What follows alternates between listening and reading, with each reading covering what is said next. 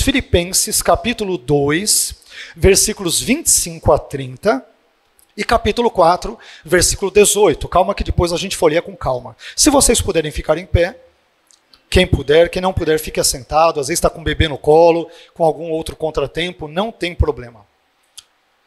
Filipenses 2, 25 a 30 e 4, 18. Diz assim a palavra do Senhor, começando com Filipenses 2, versículo 25.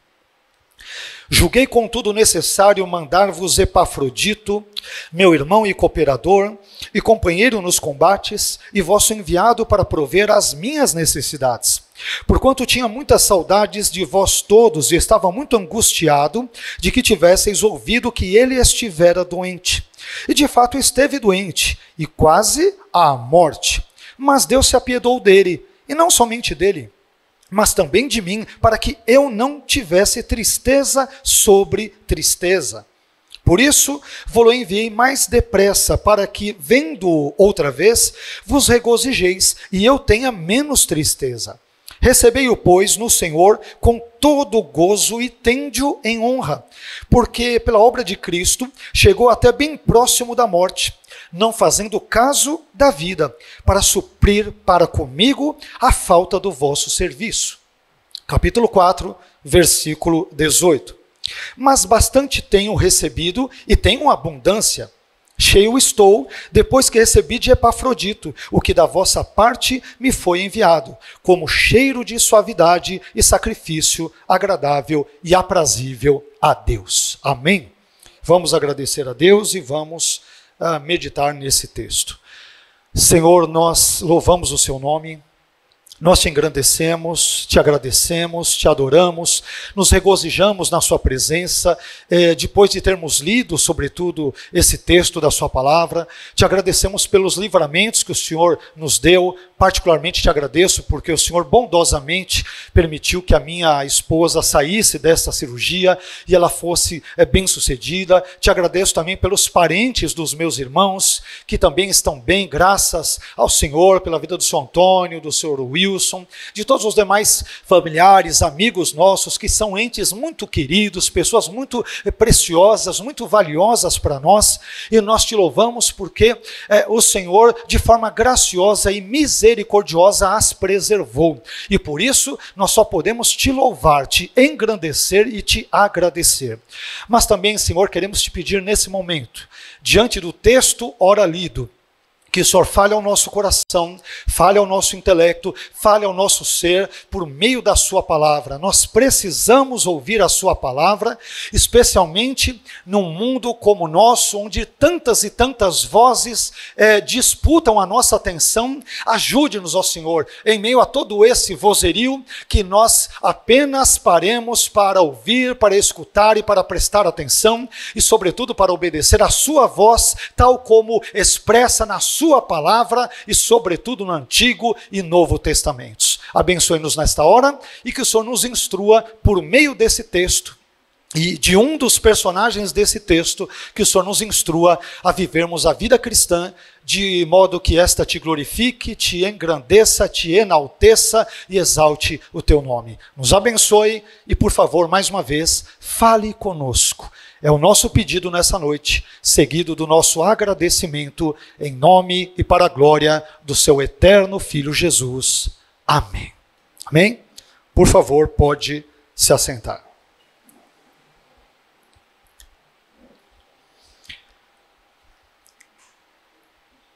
Meu irmão, na noite de hoje eu quero falar com você sobre o tema Epafrodito, um cristão que toda a igreja gostaria de ter como membro. Epafrodito, um cristão que toda a igreja gostaria de ter como membro. Antes, porém, de nós entrarmos nesse assunto em si, a partir dos versículos lidos, capítulo 2, versículos 25 a 30 de Filipenses, e também o capítulo 4, versículo 18, me permita dar algumas informações, algumas considerações preliminares, como é importante para nós ambientarmos esse texto e apresentarmos aí, compartilharmos algumas informações relevantes para a compreensão do mesmo na noite de hoje.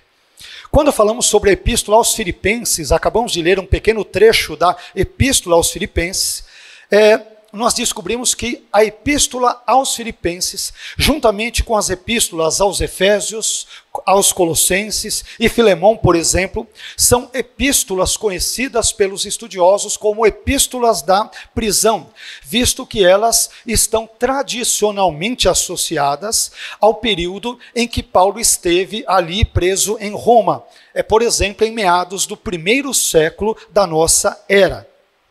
E um dos principais propósitos do apóstolo Paulo ao escrever essa carta era estimular, era encorajar ali a igreja de Filipos a se alegrar na vida cristã.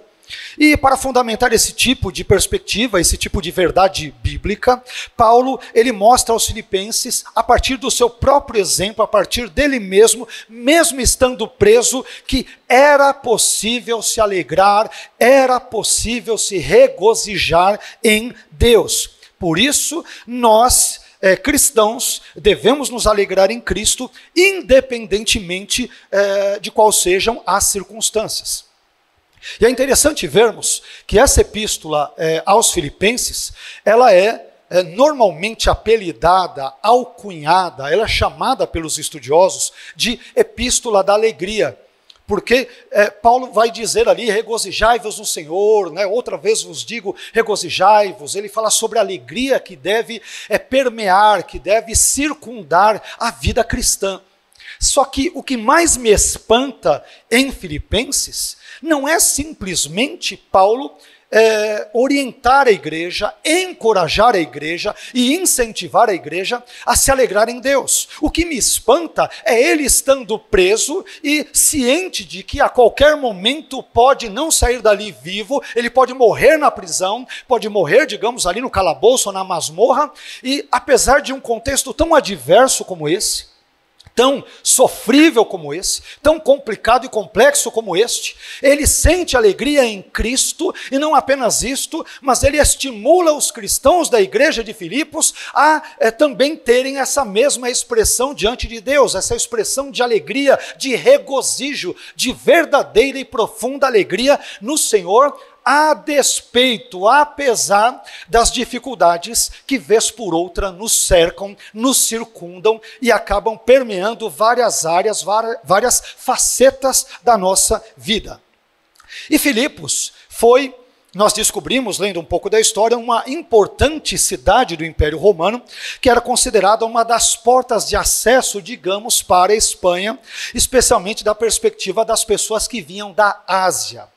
E aí, dentro desse contexto todo, é que nós nos deparamos com a vida deste quase que ilustre desconhecido, Epafrodito, que é citado aqui nesse texto de Filipenses, nesses versículos que nós mencionamos. Não é um personagem muito conhecido, que tenha muito destaque no Novo Testamento. Evidentemente, ele não se compara a um Paulo, a um Pedro, a um João, em termos ali da sua relevância escriturística, mas nós percebemos, nós descobrimos ao lermos esse texto, que mesmo pessoas que quase não têm uma certa notoriedade, uma certa importância, comparando-se com outras pessoas, podem ser e são, efetivamente falando, verdadeiros servos de Deus.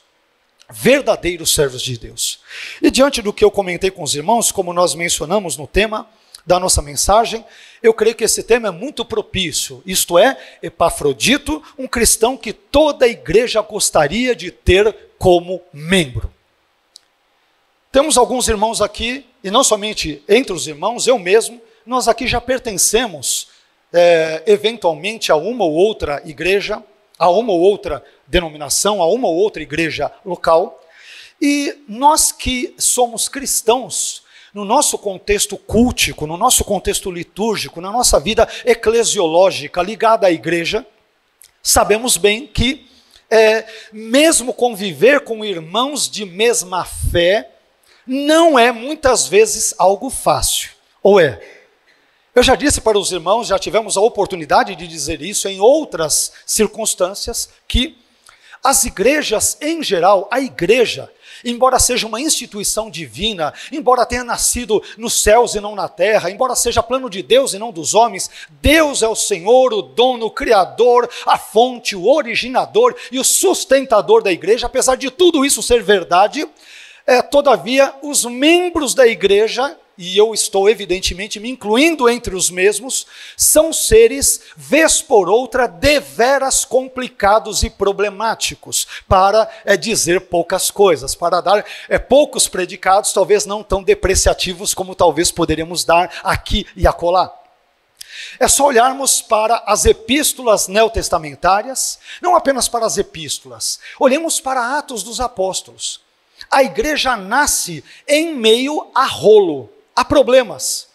Você vê que nós temos ali a descida do Espírito Santo em Atos 2, quando nós vamos ali para o contexto de Atos 6, temos as viúvas, toda aquela discussão envolvendo as viúvas dos judeus, as viúvas dos helenistas ou judeus helênicos, uma série de problemas, sem citar ali Atos 4, o finalzinho de Atos 4 e Atos 5, com a morte de Ananias e Safira, e entre outros tantos problemas na igreja, a igreja de Corinto, com uma série de problemas, mesmo a igreja de Filipos, uma igreja também séria, robusta, mas que tinha ali, você percebe no texto, algumas desavenças entre irmãos, na epístola de Tiago também. Resumindo, todas as epístolas neotestamentárias você poderá divisar, se ler atentamente, problemas na igreja. E sobretudo esses problemas vêm de onde? Dos membros, dos frequentadores. Às vezes, é verdade, de falsos mestres que adentraram na igreja e assim por diante. Resumindo,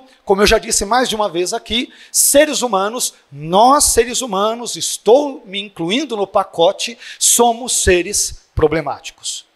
Diante disso, quando nós nos deparamos com um tal de Epafrodito, que acaba sendo um bálsamo para a igreja, uma bênção para a igreja, um instrumento de Deus para a igreja, alguém que talvez não tenha tanta notoriedade como o apóstolo Paulo, mas alguém que foi indispensável para o ministério do apóstolo Paulo.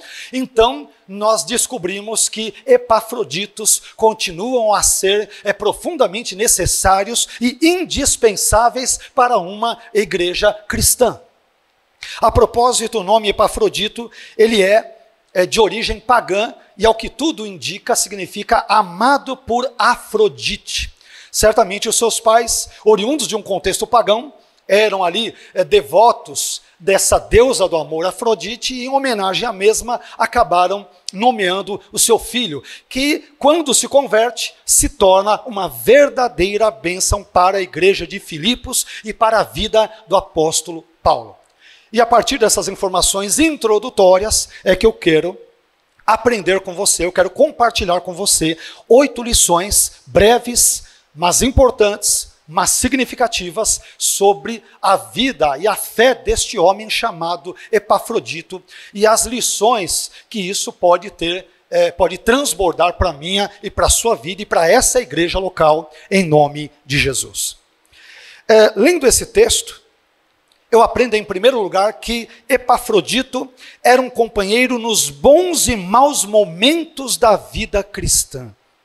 Olha porque Epafroditos são importantes. Porque Epafrodito ele foi um bom companheiro não apenas nos bons momentos, não apenas quando o momento é bonançoso, ele é bom, ele é repleto de esperança, tudo está dando certo, mas quando as coisas iam de mal a pior, a igreja de Filipos podia contar com um crente chamado Epafrodito. Onde nós encontramos isso? Filipenses capítulo 2, versículo 25, parte A. Paulo diz: julguei contudo necessário mandar-vos Epafrodito, meu irmão e cooperador, e companheiro nos combates. Companheiro nos combates. Irmãos, Epafroditos são importantes para a igreja, porque não são irmãos interesseiros. Não são pessoas que estão conosco apenas quando a igreja tem ar-condicionado, quando a igreja está de bem a melhor, quando tudo dá certo, quando os irmãos têm dinheiro, quando estão recebendo muitos Pix ali na conta, quando as coisas, a saúde está reinando, ou na igreja ou no lar.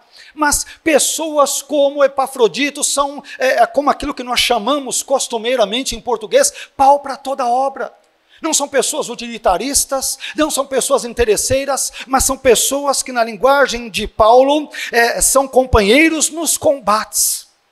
São pessoas que, no momento do culto, quando tudo está bonito no culto, por exemplo, as cadeiras arrumadas, o ambiente cultico e litúrgico está agradável, Epafrodito está ali, mas quando há doença no contexto, quando há problemas, quando tem que arregaçar as mangas, quando tem que trabalhar com a igreja, quando tem que ajudar com a igreja, quando tem que contribuir com a igreja, Epafrodito é o primeiro a se apresentar para dizer: eu estou aqui para o que der e vier, não apenas nos momentos bons, mas também durante as adversidades. Conte comigo nos combates e nos momentos difíceis da vida. Como precisamos de Epafroditos nos dias de hoje. E a minha oração é para que eu mesmo seja um deles.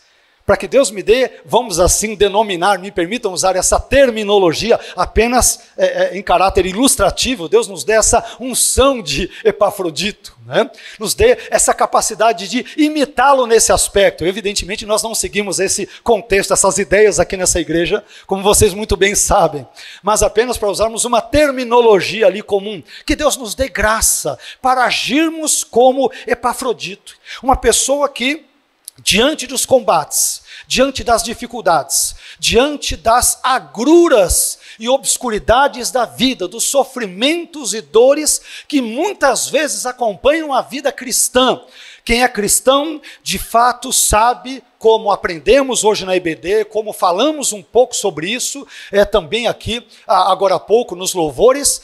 Quem é cristão sabe que a nossa vida, e o que eu vou dizer, eu vou chover no molhado, mas a gente sabe que a vida não é feita apenas de momentos bons, mas também de momentos maus. Não apenas de saúde, mas também de doença. Não apenas de bonança, mas de tempestade. Não apenas com aquele céu azul e lindo, mas às vezes com aquela escuridão tenebrosa.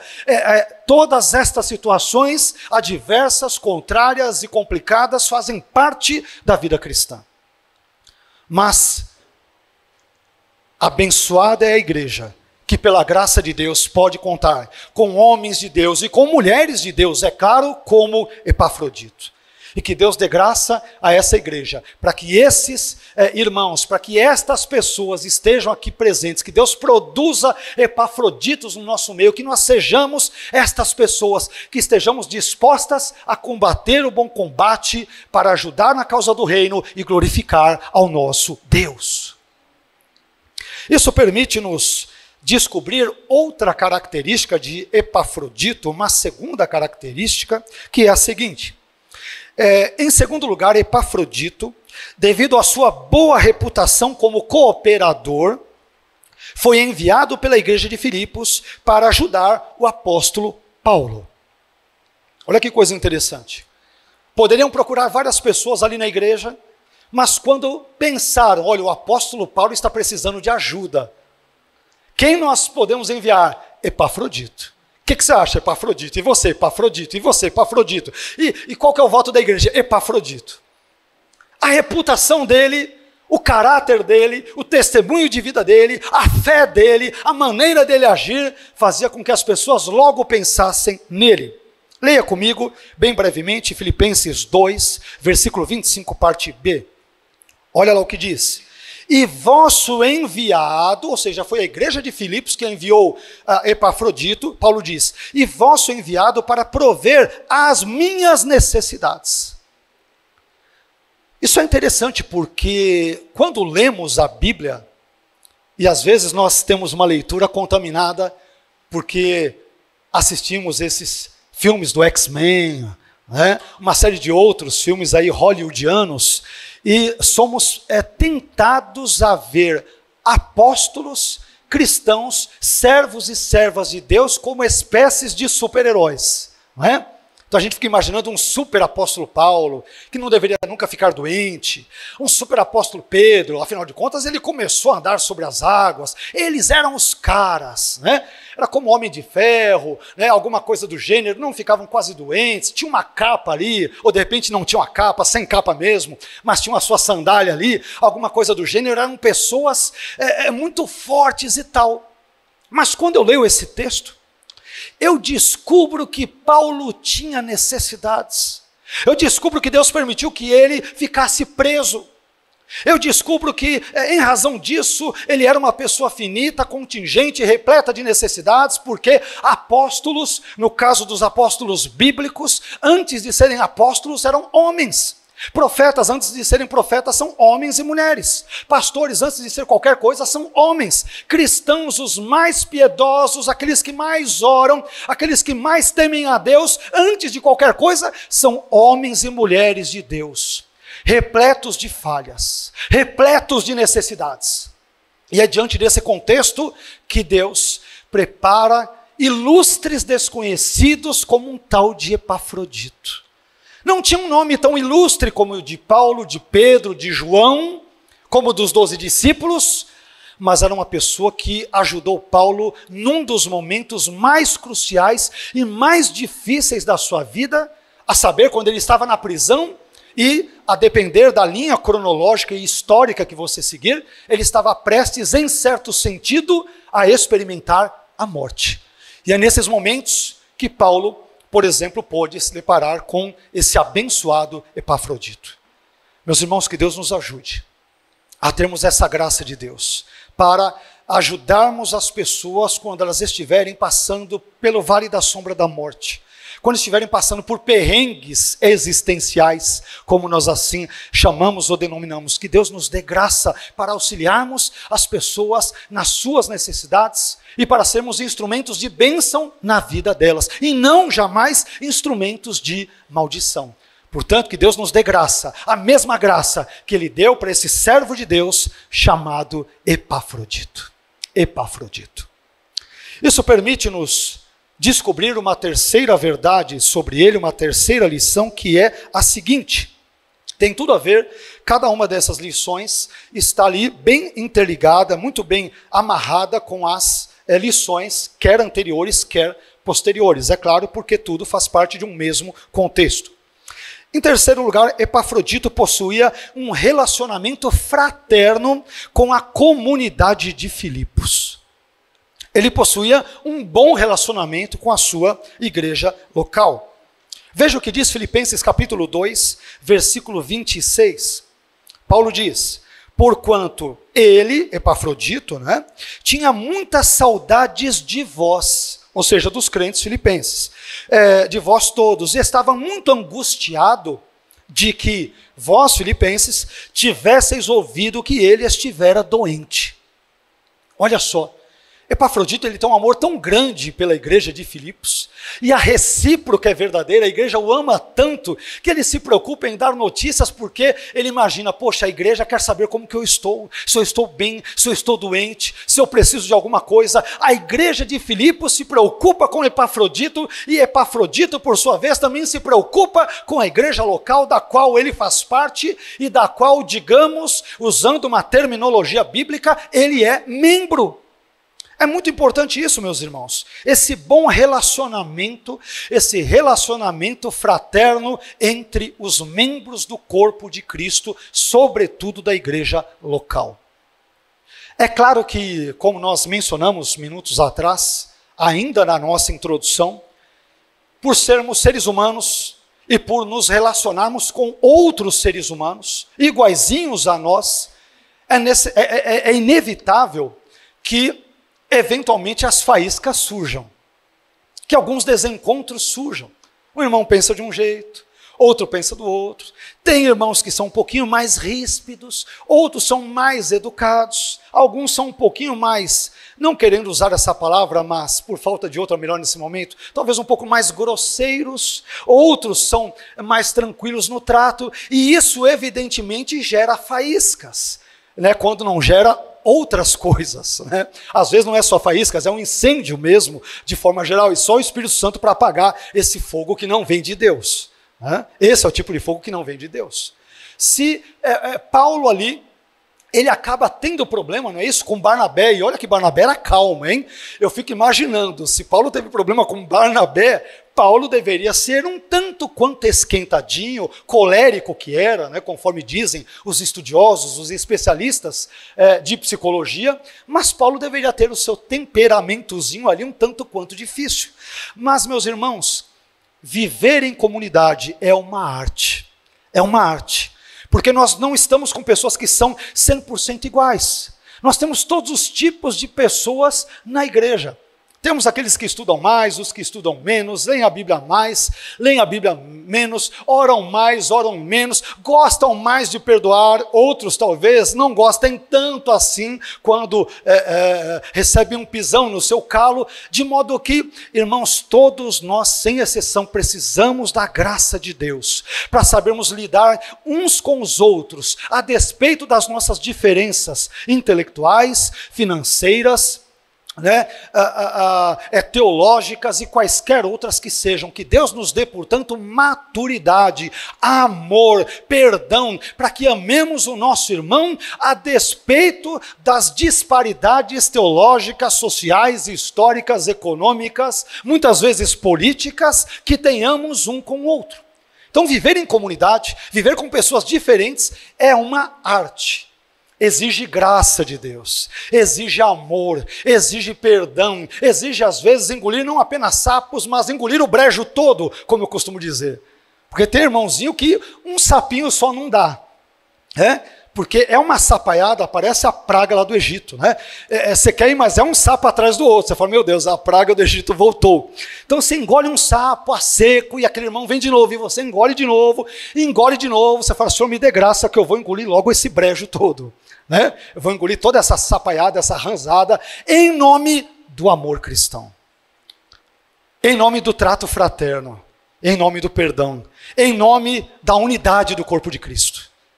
E às vezes nós até temos razão no que falamos, não necessariamente o outro irmão tem, e vice-versa, mas nós falamos, irmão, está tudo bem, se eu falei algo aí que foi meio torto aí, chegou mal, enfim, te machucou, me perdoe.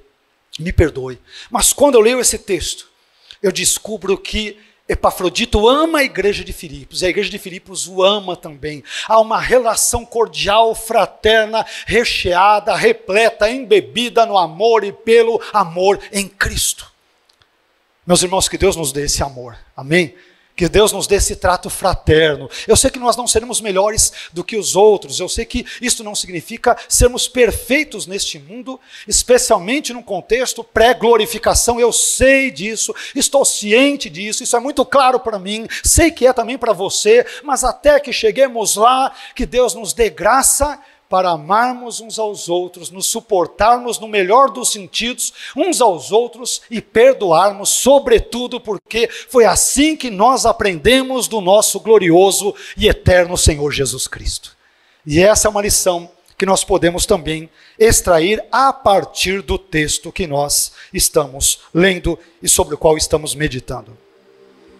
Mas em quarto lugar, eu também aprendo que, outro ponto muito importante, em quarto lugar, Epafrodito, ele foi alvo do cuidado de Deus ao longo da sua vida. Epafrodito foi alvo do cuidado ou cuidados de Deus ao longo da sua vida. Acompanhe comigo Filipenses 2, 27, parte A. E de fato, Epafrodito esteve doente e quase à morte, mas Deus se apiedou dele. Que lição singela, mas importante. Epafrodito era um homem de Deus, preste bem atenção. Tem a ver com o que mencionamos na escola bíblica dominical, que o Miguel mencionou aqui, sobre o problema do sofrimento. Epafrodito é um homem temente a Deus, correto? Ama a igreja ama Epafrodito, tem uma excelente reputação. Quando pensar em alguém para ajudar o apóstolo Paulo, os dedos todos mostraram, Epafrodito, Epafrodito, Epafrodito, é o cara.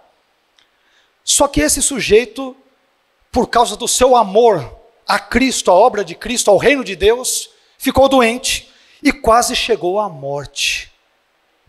Pessoas piedosas passam por tribulações na vida. Homens de Deus como Epafrodito passam por doenças, enfermidades e estão sujeitos ou sujeitas a andarem pelo vale da sombra da morte. Pessoas como Epafrodito que amam a igreja, amadas pela igreja, pessoas de caráter ilibado, pessoas de oração, pessoas que de fato gozam de uma maravilhosa reputação, pessoas que são tementes a Deus. Mesmo essas pessoas estão sujeitas a passar por problemas, por adversidades, por perrengues, por calamidades, por tempestades nessa vida. Mas a boa notícia, a maravilhosa notícia, é que Deus se apiedou de Epafrodito. E Ele é poderoso para se apiedar da minha e da sua vida quando passarmos por momentos calamitosos ao longo da nossa existência. O Deus que cuidou de Epafrodito, Ele cuida da minha e da sua vida. O Deus que amou Epafrodito, Ele me ama e te ama. O Deus que agiu soberana e providencialmente na vida de Epafrodito, Ele é poderoso também para agir providencialmente na minha vida, na sua, no seu casamento, na sua família, nos seus sonhos, nos seus desejos, nas suas frustrações, nos seus medos. Nós, assim como Epafrodito, e como temos dito em várias outras reuniões ou ocasiões, não estamos sozinhos nesse mundo. O Deus de Epafrodito que se apiedou dele, é um Deus que também se apieda de nós, que tem compaixão de nós, que cuida de nós, que nos abençoa, que ouve a nossa oração, que nos corrige sim quando é necessário, que nos exorta sim, mas que nos conduz pelas suas veredas, porque Ele é um Deus gracioso, misericordioso, bondoso, é um Deus que se preocupa com a minha e com a sua vida. Esse é o Deus de Epafrodito. Esse é o Deus de Epafrodito. Deus se apiedou dele, Deus teve compaixão dele, Deus teve misericórdia dele. E esse mesmo Deus, nós também podemos contar com a sua graciosidade, com a sua misericórdia e com a sua generosidade em nos abençoar e perdoar. Não porque mereçamos nada disso, nós efetivamente não merecemos, mas porque Deus é gracioso e Ele é bondoso. Então, a única coisa que podemos fazer é esperar nele, na sua graça, no seu perdão e no seu amor. Em quinto lugar, também aprendo lendo esse texto, que, olha que coisa interessante. Preste bem atenção nesse ponto. Epafrodito era o tipo de pessoa cuja ausência, por ocasião da morte, se ele morresse, seria sentida por todos. Epafrodito era o tipo de crente que, se ele faltasse, você falaria: meu Deus, essa igreja não é a mesma sem aquele irmão. Ele era tão carinhoso, era tão generoso, era uma pessoa de tanta piedade, tão temente a Deus, tão prestativo, tão generoso, tão bondoso, intercedia, perguntava por mim, cumprimentava, ajudava. Às vezes as pessoas, ninguém sabia do que ele fazia de bem para as pessoas. Como essa pessoa faz falta na vida, na minha vida e na vida da igreja. Olha o que diz o texto. Filipenses 2:27, parte B. Continuando o pensamento de Paulo. E Deus se apiedou não somente dele, de Epafrodito, porque ficou doente, quase à beira da morte, e Deus o livrou. Olha lá. Mas também de mim, Paulo. Por quê? Para que eu não tivesse tristeza sobre tristeza. Paulo está dizendo, se Epafrodito morresse com essa doença, eu ia ficar sobremaneira triste, porque ele era um homem de Deus. Ele ia fazer muita falta na minha vida. Olha só, o apóstolo Paulo falando. Não é Epafrodito falando, o apóstolo Paulo faz falta na minha vida. É o apóstolo falando, esse homem de Deus, Epafrodito, se essa doença que ele teve, séria, tivesse levado à morte, eu não sei o que seria de mim. Eu só teria tristeza sobre tristeza. Por que Paulo age assim? Porque ele ama Epafrodito. Porque Epafrodito era um homem de Deus. Isso, meus irmãos, contrasta profundamente com outro texto bíblico, que, a meu ver, é um dos textos bíblicos mais tristes, mais deprimentes, mais deploráveis, mais lamentáveis de toda a Bíblia. É o total oposto de Epafrodito. Epafrodito, Paulo diz, se ele morresse, eu estaria profundamente triste. Agora, segundo Crônicas, capítulo 21, versículo 20, diz que um rei chamado Jeorão, o texto diz, e foi-se Jeorão, sem deixar de si saudades.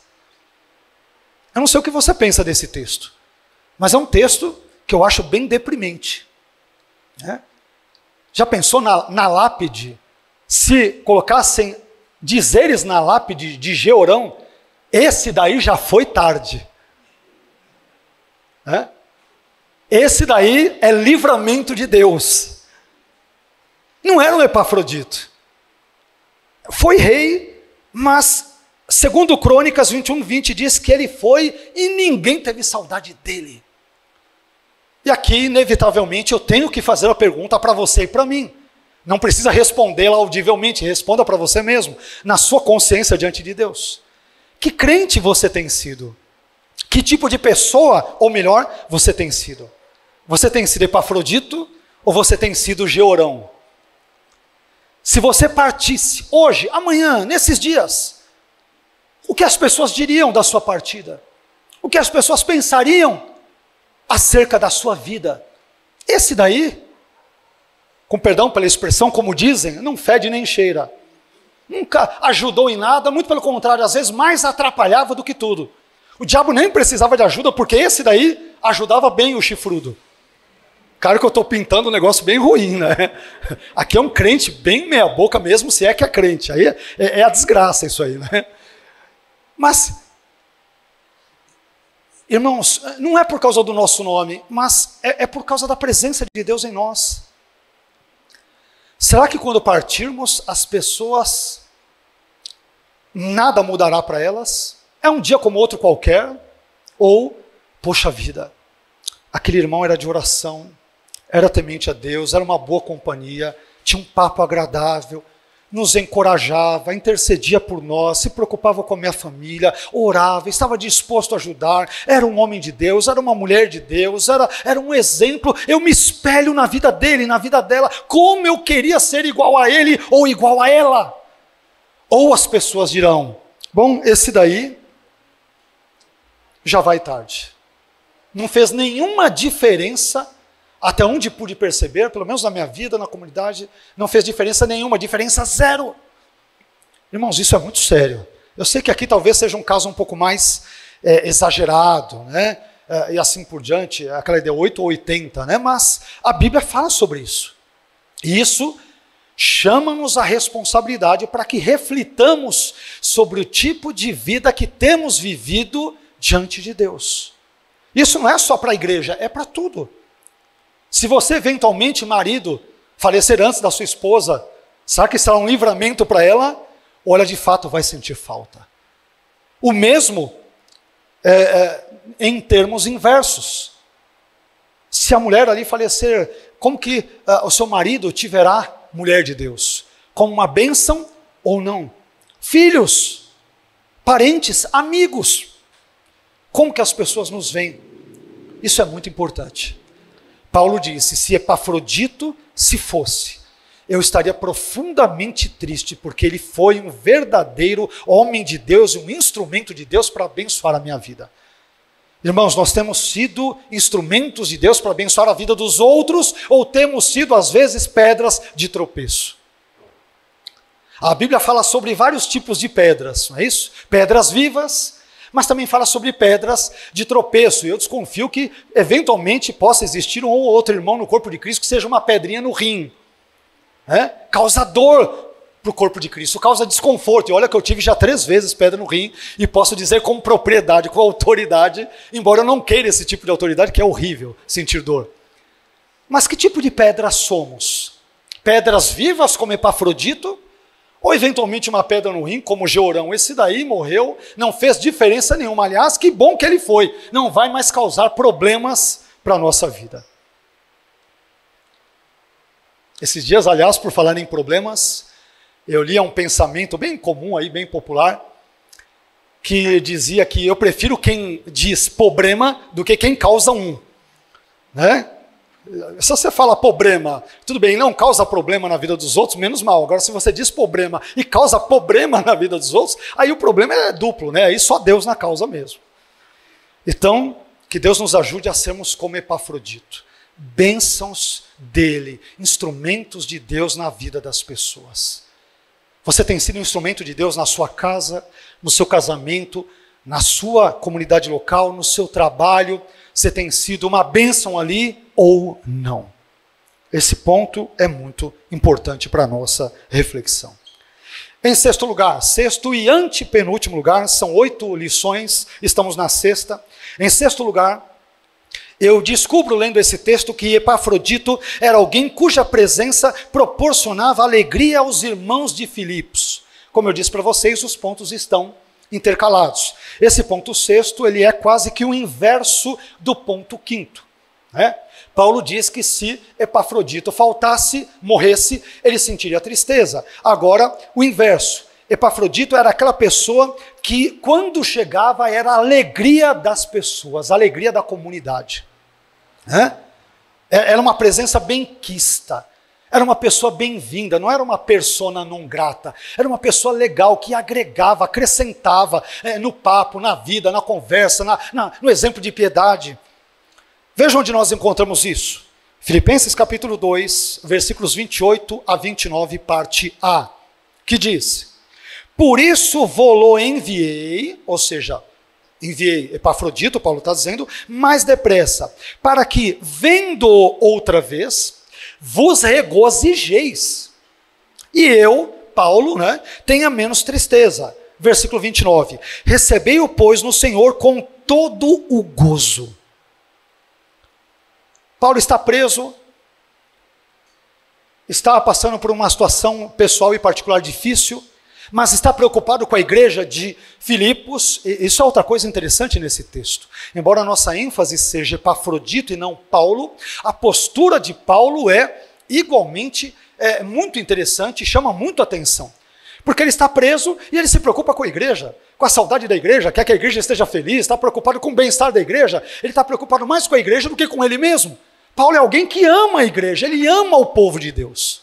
E ele vai dizer para os crentes filipenses: eu estou enviando Epafrodito para que vocês se alegrem com ele, vocês se regozijem, uma alegria sobremaneira, uma alegria grande, tamanha. Por quê? Porque eu sei que ele é uma grande bênção no meio de vocês, no seio de vocês. Epafrodito era uma grande bênção para a sua igreja local. Mais uma vez, que tipo de crente somos? Não apenas no reino de Deus como um todo, mas na nossa igreja local. Somos bênçãos de Deus, somos instrumentos de Deus ou não?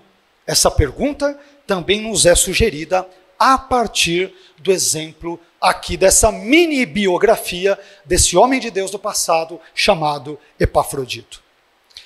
Em penúltimo lugar, em sétimo e penúltimo lugar, também aprendo lendo esse texto que Epafrodito foi um cristão verdadeiro, foi um verdadeiro cristão que arriscou a sua vida por causa da obra de Cristo. Epafrodito, preste bem atenção, foi um verdadeiro cristão que arriscou a sua vida por causa da obra de Cristo. Veja o que dizem os versículos 29, parte B e 30. Filipenses 2, 29, parte B e 30. E tende-o em honra, versículo 29, agora o 30, porque Epafrodito, pela obra de Cristo, chegou até bem próximo da morte, não fazendo caso da vida. Por quê? Para suprir para comigo, Paulo, a falta do vosso serviço. Aquilo que vocês em si não fizeram por mim, tudo que eu precisava, Epafrodito supriu. E para suprir as minhas necessidades em nome do reino, ele quase morre.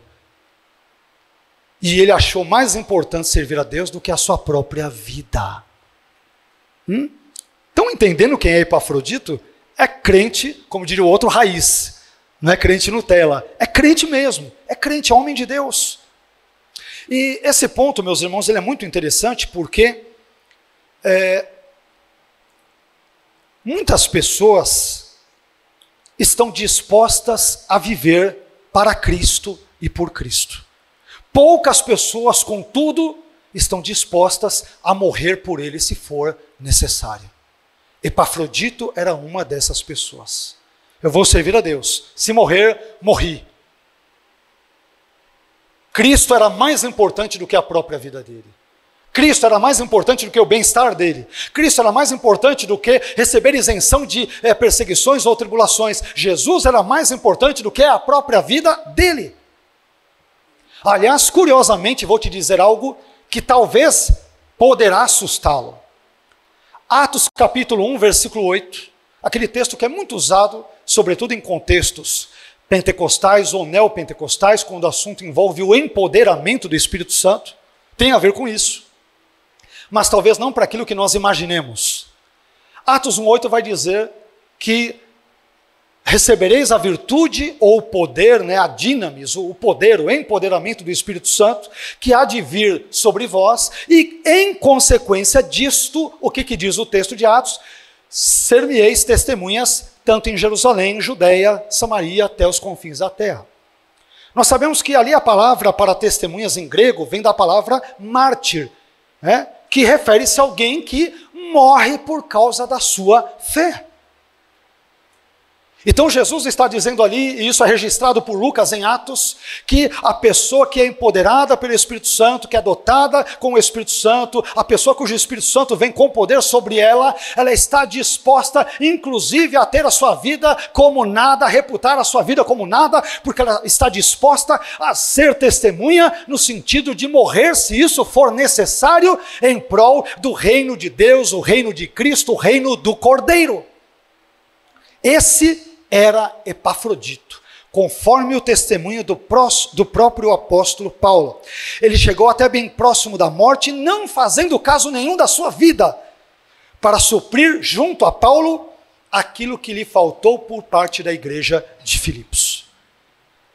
Epafrodito está disposto não apenas a viver por e para Cristo, está disposto também a morrer por ele, se assim fosse necessário.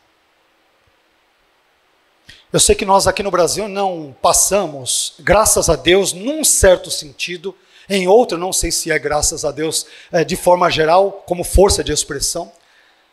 Nós não passamos por perseguições aqui, como em muitos outros países e localidades do nosso mundo aí afora. E talvez por isso é que nós não saibamos o que significa, na prática, ter que viver para Cristo, ainda que isto signifique aquilo que nós temos de mais precioso, que é a nossa vida, no caso, a nossa morte.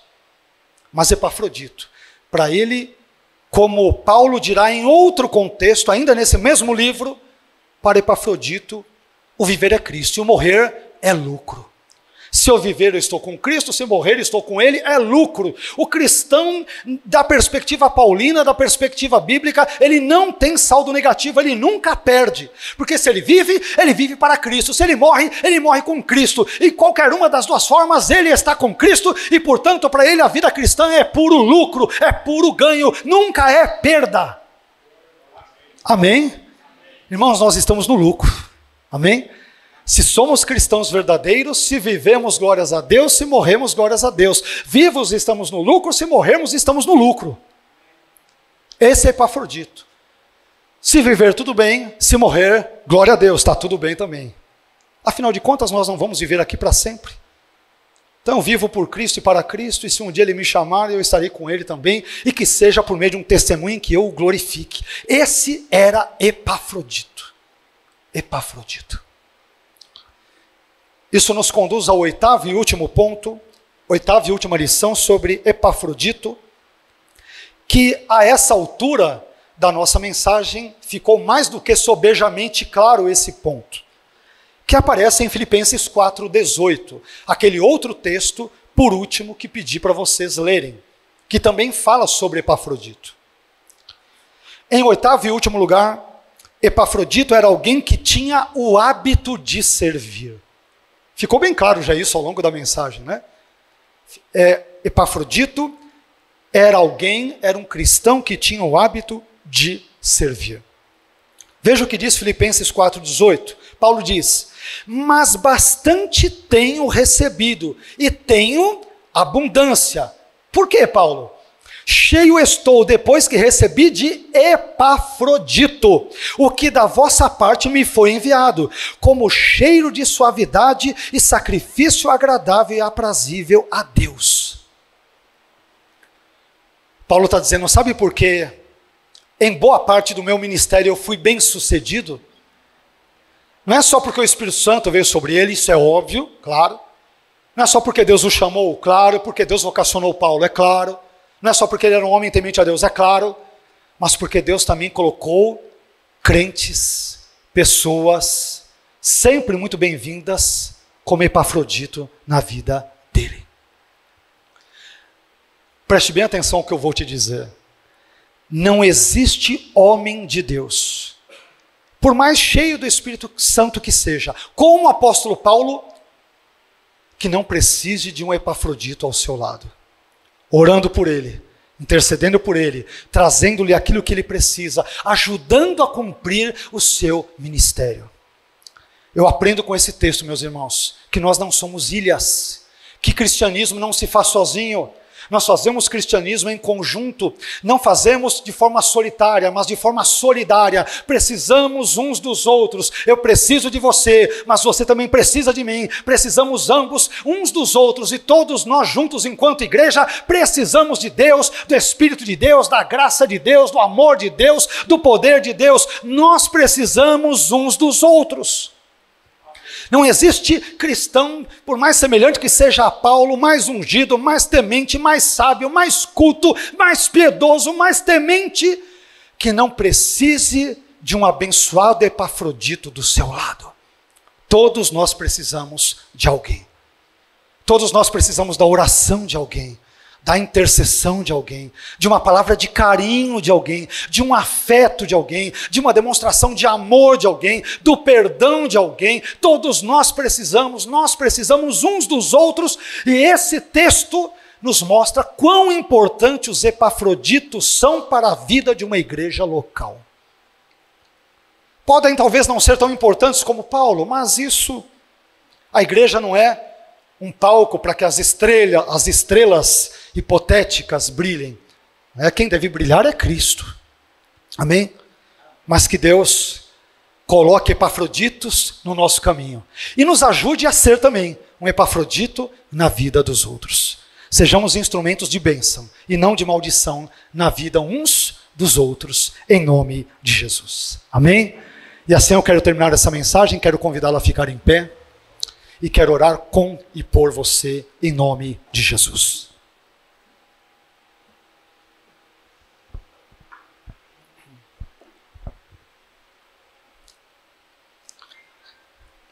A nossa oração nessa noite, meus irmãos, é para que Deus levante Epafroditos em nosso meio. Amém? Levante Paulos também, por que não? Que ele levante quem ele quiser, a obra é dele, a igreja é dele, o reino é dele, que ele levante quem ele quiser. Mas que Deus nos ajude não apenas a termos ou a recebermos Epafroditos, mas a sê-lo também na vida de outros. Amém? Para que eventualmente quando o irmão te procurar, você diga para ele, fique tranquilo meu irmão, eu estou orando junto com você.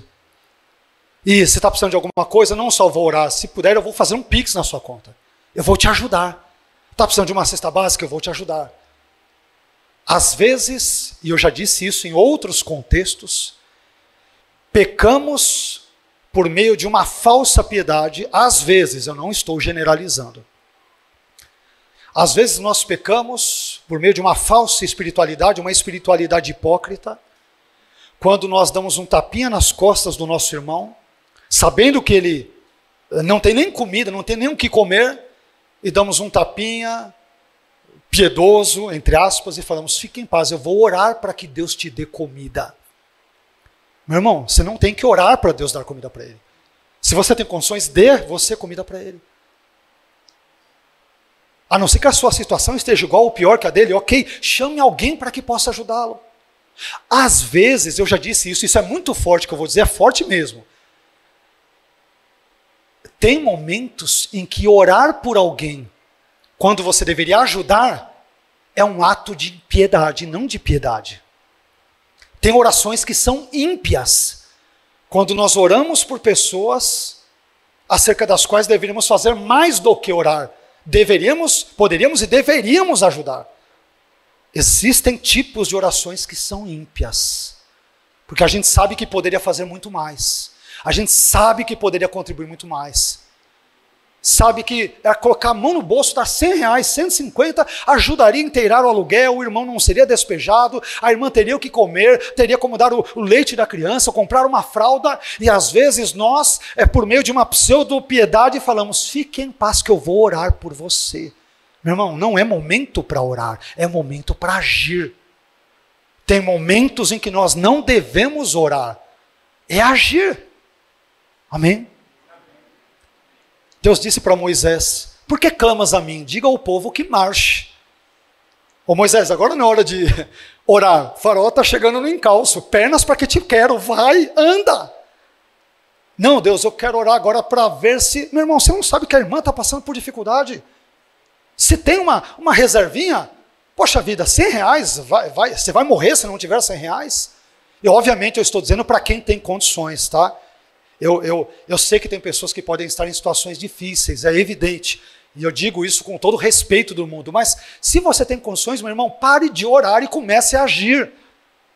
Fala, meu irmão, vou te abençoar, me dá aqui tua chave Pix. Não, mas não sei o que lá, para com isso, me dá aqui sua chave Pix. Acabou. Que Deus nos dê graça, Deus nos ajude a sermos epafroditos na vida das pessoas. Eu não estou dizendo só em termos financeiros, não. Emocionais, sentimentais, espirituais, ministeriais, sociais. Deus nos ajude a sermos instrumentos de bênção na vida das pessoas. Amém? Pai, eu quero te agradecer. Muito obrigado por essa palavra, Senhor. Obrigado pela vida de homens como Epafrodito, uma pessoa que nunca, talvez, muitos aqui nunca tenham sequer ouvido falar dele. Um ilustre desconhecido, uma pessoa que, enfim, não foi tão famosa como Paulo, não foi tão conhecida como Pedro, mas, Senhor, foi um homem de Deus tremendo. Ah, Senhor, e permitindo o Senhor, eu teria muita alegria, para mim seria um prazer e uma honra conhecer esse irmão querido na eternidade. Olhar para ele e falar, meu irmão, eu fui muito abençoado com o seu testemunho de vida lá na terra.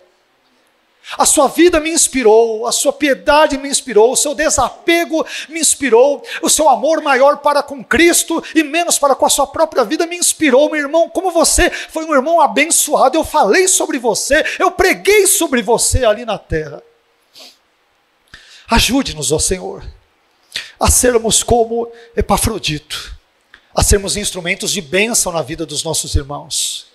Pessoas que, se eventualmente partíssemos hoje, as pessoas sentiriam a nossa falta, não porque somos bons, não é por isso não, mas porque com a sua graça, com o seu poder, com aquilo que o Senhor nos deu, nós tentamos fazer a diferença de algum modo na vida de uma pessoa. E se não foram muitas pessoas, não importa, mas pelo menos na vida de alguém que o Senhor colocou no nosso lado, nós nos esforçamos por fazer algum tipo de diferença para melhor na vida dessa pessoa, Senhor. Ajude-nos a sermos como Epafrodito. Dê-nos a graça que destes para Epafrodito, para que ele, Senhor, fosse um servo ali fiel, alguém que de fato não media esforços para servir ao Senhor, à igreja local, ao apóstolo Paulo, e quando precisavam dele, ele estava lá, o homem de reputação ali, de caráter ilibado, temente a ti, piedoso, Senhor. Pecador, é verdade, como todos nós somos, mas alguém que se esforçava com o auxílio da sua graça para fazer a diferença em termos positivos para a igreja local e sobretudo para o seu reino. Abençoe-nos, ó Senhor. Queremos te pedir perdão quando nós não agimos como Epafrodito, mas quando às vezes, por N razões, nos comportamos como Georão, de quem se disse, foi sem deixar de si saudades. Ah, Senhor, ajude-nos, como diz a sua palavra em Apocalipse, bem-aventurados os que desde agora morrem no Senhor, sim, diz o Espírito, para que descansem das suas obras, dos seus trabalhos, e as suas obras os sigam. Eu tenho certeza de que os trabalhos de Epafrodito o seguiram. O lastro, o legado positivo dele, abençoador, o seguiu.